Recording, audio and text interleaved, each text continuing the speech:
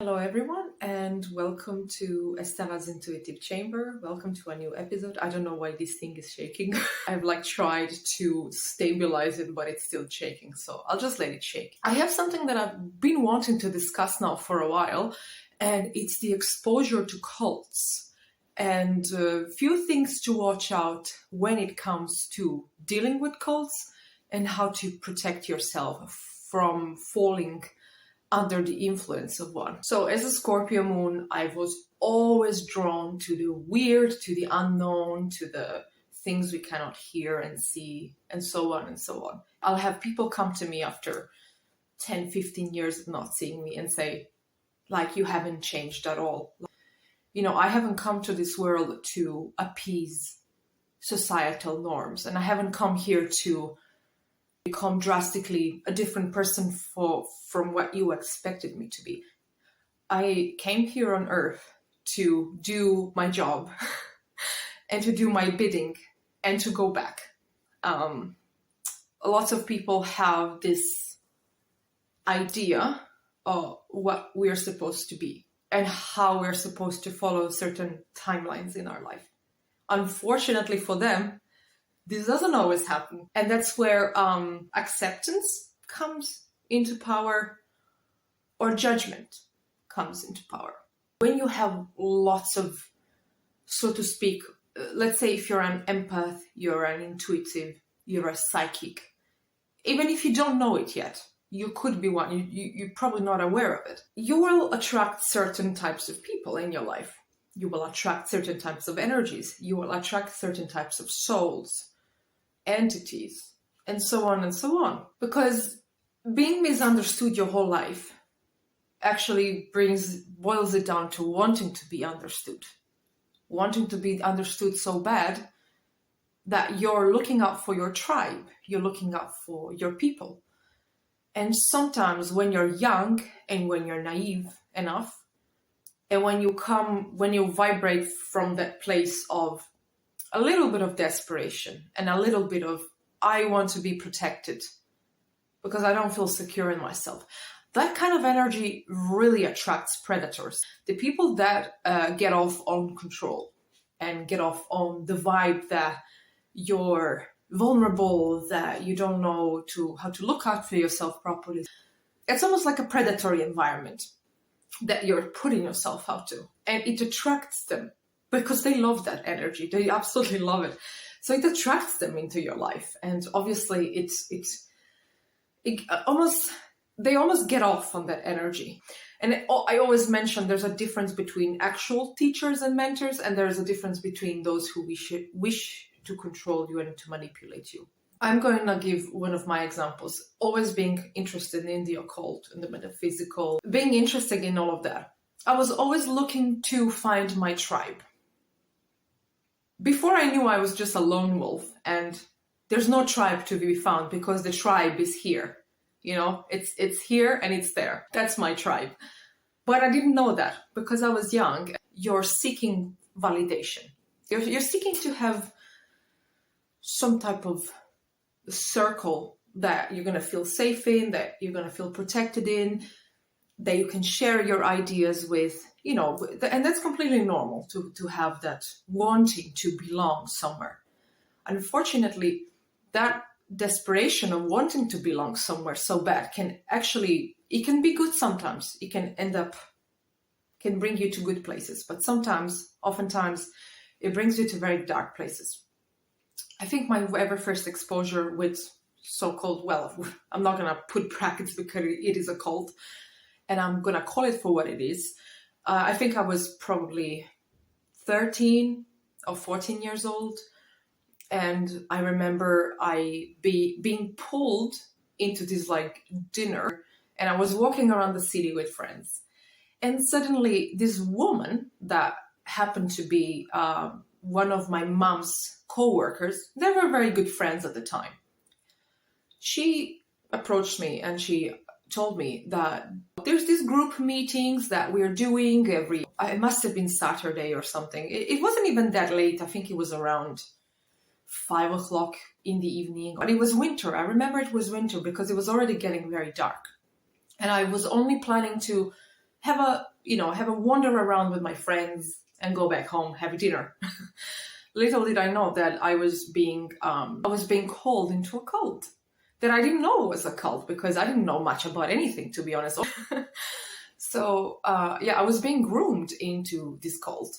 I think it was happening weeks before, because my mom confided in this person and told her that, she said, my daughter is very rebellious. She's listening to this heavy metal music, and she's getting like really kind of like into wearing black, and I'm afraid that's gonna, who knows, I don't know what their conversation was, but it started off like that. My daughter, I don't want her to go down a bad path or a wrong path. I want her to be probably a good daughter. And unfortunately, she confided into a person that was actually part of the Jehovah's Witnesses, and I call them a cult.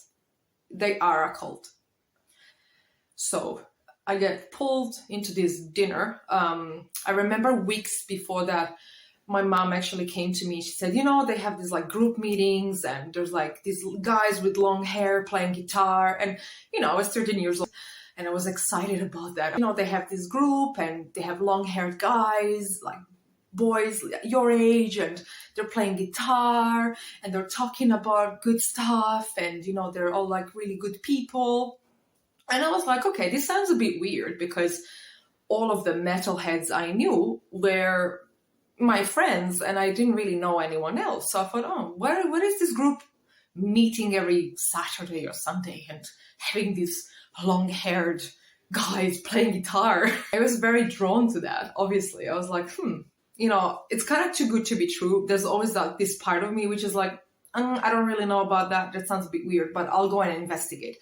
So this woman, she was very trustworthy. I've seen her multiple times before. She came to our house a couple of times. She was actually really nice.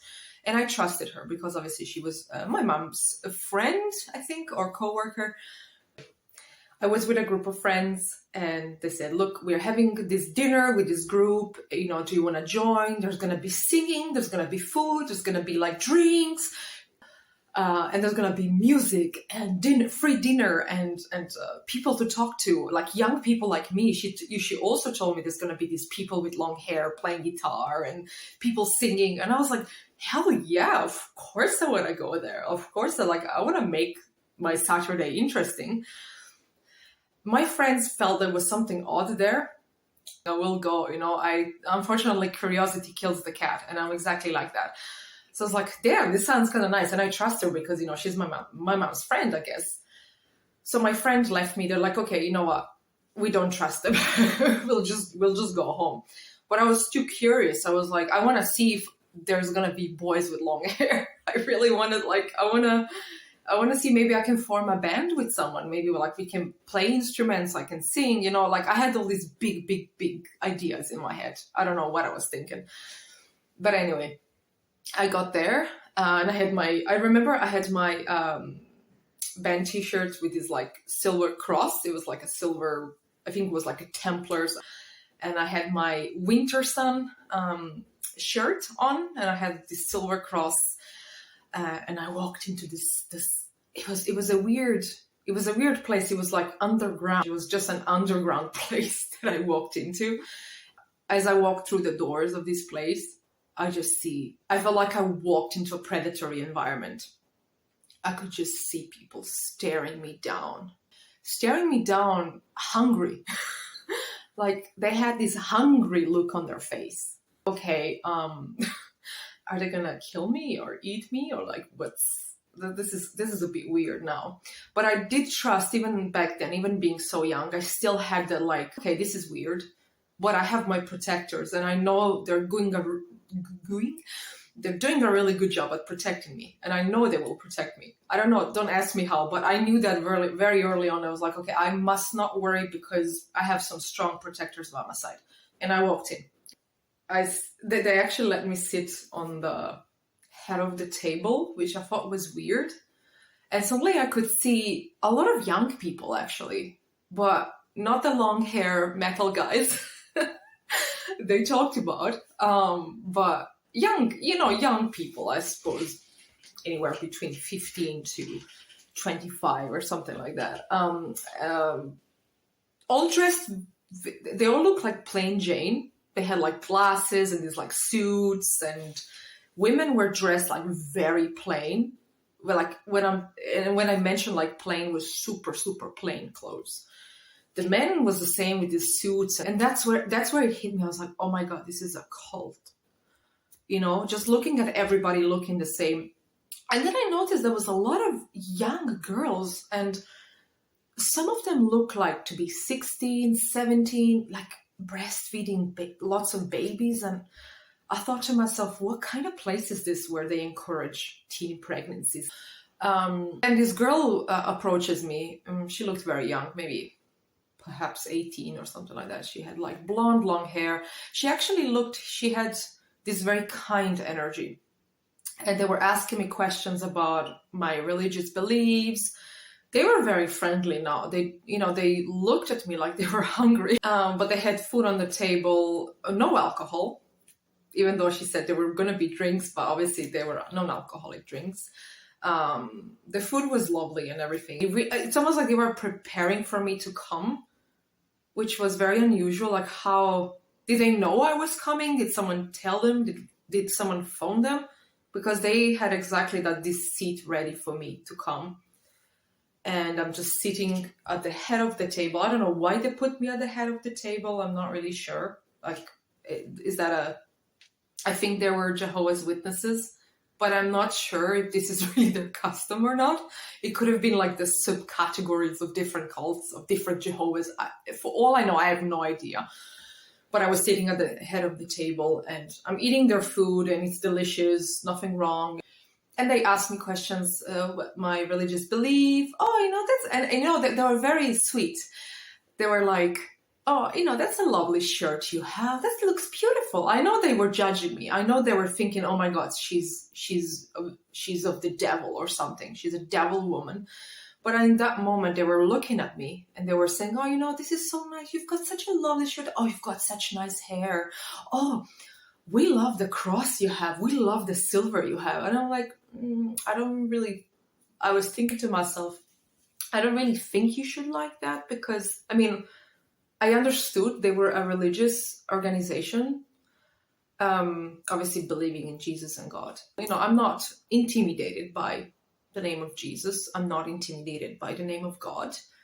There are several different types of creators that created the human race. So obviously I respect all of them equally. So I was not intimidated by that energy, and they thought I would be intimidated, which they were surprised that I wasn't getting intimidated by that. I cannot be intimidated by different creators and warlocks of our time, and priests and priestesses of our time, obviously. They were asking me about my beliefs and what I believe in and how I believe in. And I said, look, I just have my own beliefs. I always did.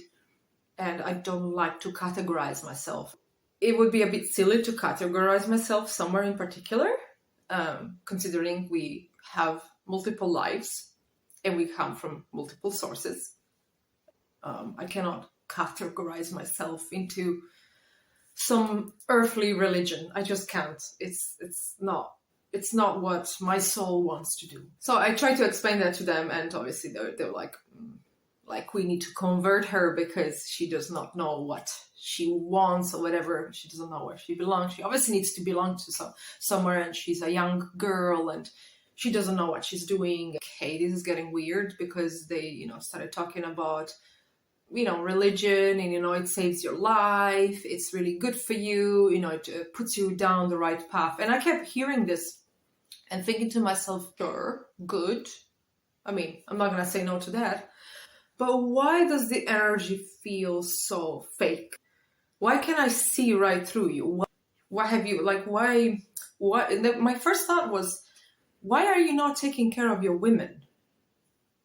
They didn't look like they were taken care of. They just looked so, I could feel their energy. It was so oppressed and so heavy. So I started feeling a bit off. And then they said, oh, there's going to be a guy then later on, as the time went by, that's going to be singing, and he's going to talk about his experience. It was basically a guy, fast forward maybe an hour later, I've already had enough of this meeting or listening about the right thing to do, and you must be like this, you must be like that. I already am like, you can't make me do anything I don't want to do. I mean, if you want to indoctrinate someone, you shouldn't pick an Aries rising with moon in Scorpio.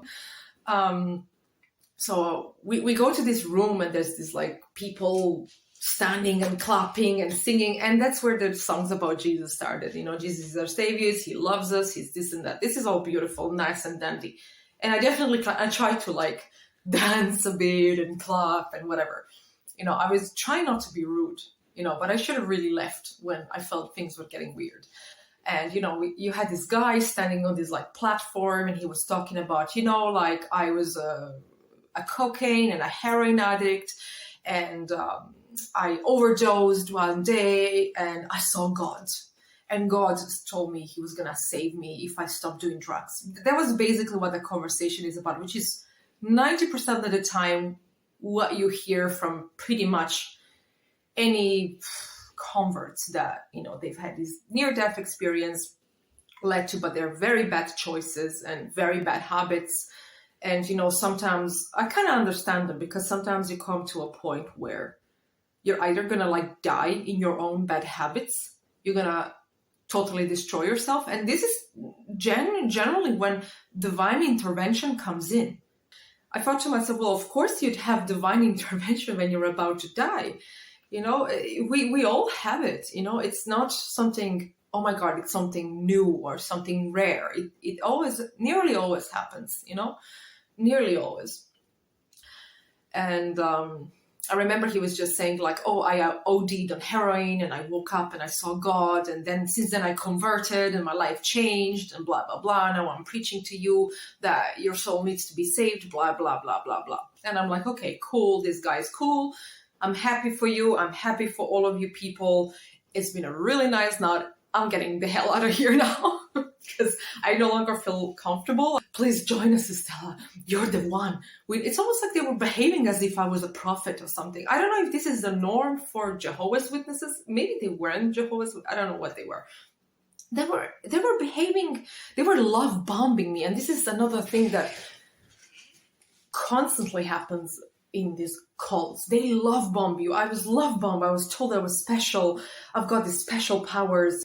I mean, I was a young woman sitting at the head of the table with elders and with young people. Like, why was I put at the head of the table? I felt like I was some type of, I don't know, prophet or something. You know, they made me feel like I was this like high priestess prophet. And as much as I felt it was cool for like 15 minutes before I realized, oh shit, I have to get out of here now. I said, you know what? It's been cool. I'll get out of here now.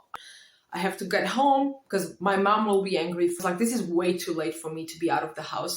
My mom will be pissed, you know? And I tried to explain that to them. And this blonde-haired girl, that she seemed so sweet. Oh my God, she was holding my hand. And she was like, oh my God, you know, me and you are going to be best friends and this and that. And I was like, oh God, like we have nothing in common. How are we going to be best friends?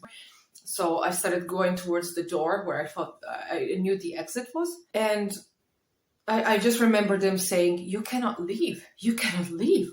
This is just getting started. I'm like, getting started what? It's like 8 o'clock in the evening. I'm like, I'm 13 years old. I shouldn't even be here to begin with. You know, I'm way too young for this. Whatever this is happening, I'm good. I'm getting the hell out of here. And I started walking towards the door, like rushing so no one sees me, because they were still engaged listening to that guy talking about whatever.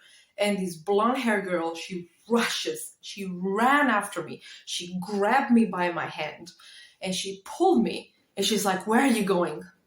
And I said, I'm going home. And she's like, but you can't leave. You can't leave. You know, are you going to come back to us? I said, I'll come back if I want to come back. But we'll keep in touch, I said. She's like, no, you must give me your number. You must give me your number. And I was like, oh shit, like how do I get out of this now? And you know, when you're so young, you don't really have established boundaries. If someone came to me like that right now and pulled my hand, I would have slapped him across the face and said, do not ever touch me again and get away from me. Back when I was young, obviously I didn't have the boundaries that I have now. And the self-assurance that like, no, you can't say or do this to me. So I was trying to get out of this situation. Obviously, I was getting scared because it was a scary experience. I'm like, I don't know what do they mean? We're only getting started. Like, are they gonna do some orgies or I don't know? It just made me feel so uncomfortable. I almost felt like I was be sacrificed at the altar. But anyway, she grabs me by the hand. She's like, you must give me your number. You must give me your number. You will give me your number. And I said, okay, cool. I'll give you my number. Okay, here's my number. Okay, I just have to go home. I said to her, I'm a young girl. I've got to be home by a certain time. My mom is waiting for me. She's going to be really upset why I'm not home yet. She's like, okay, just give me your number. And I gave her a fake number. Thankfully, she didn't call me in the moment because I would have dropped to the ground. She's like, okay, I'll text you and we'll see you next week, okay? We'll see you next week. I said, yeah, sure, we'll see you next week. And I rushed through the door and I remember walking home feeling, oh my God, what the hell is this? And I remember coming home and telling my mom, what the fuck is this? And my mom didn't know, obviously, but she said, I'm sorry, I didn't know it was going to be like that. I wanted you to be in a nicer, better environment than your metalhead punk trouble friends, But I was like, I would rather be with my troubled friends, but at least I feel safe with them and we're all the same age and we're not doing anything bad. We're just walking around the city, laughing and listening to music, basically. Then be exposed to whatever the hell that was. And I remember for weeks after, she kept ringing on the doorbell. She kept calling my mom. She kept coming to the house. Where is your daughter? Why is she not joining us? Why aren't you joining us? Like, what's going on? You've kind of like distanced yourself.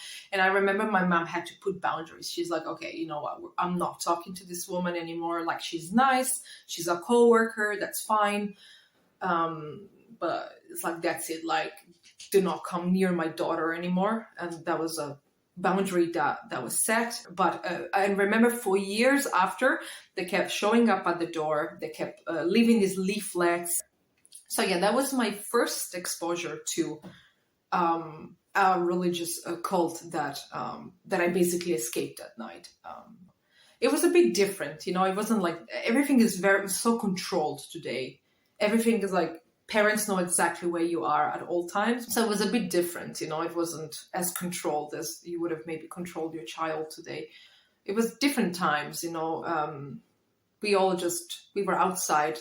And I know I sound like such a boomer right now, but, we were all outside all day and talking and singing and having fun.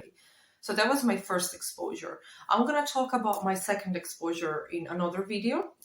Sometimes, it's good to talk about rainbows and flowers, obviously, but I want to expose the dark. And if you grew up in a generation of Pluto in Scorpio, unfortunately, this exposure with darkness was a bit more intense than perhaps with other generations. Even I don't want to be an advocate for other generations. I just want to warn that what's out there and to be very careful and to never let your guard down. And never let your intuition down, because before you know, you could just end up in a very bad place, surrounded by very, very bad people. Stay tuned for the second part. And thank you so much for watching. And if you're interested in this type of topics, if you don't find them too taboo, do like and subscribe to my channel, because there's going to be way more that I will deliver in the next couple of months. Thank you so much for watching and have a great time.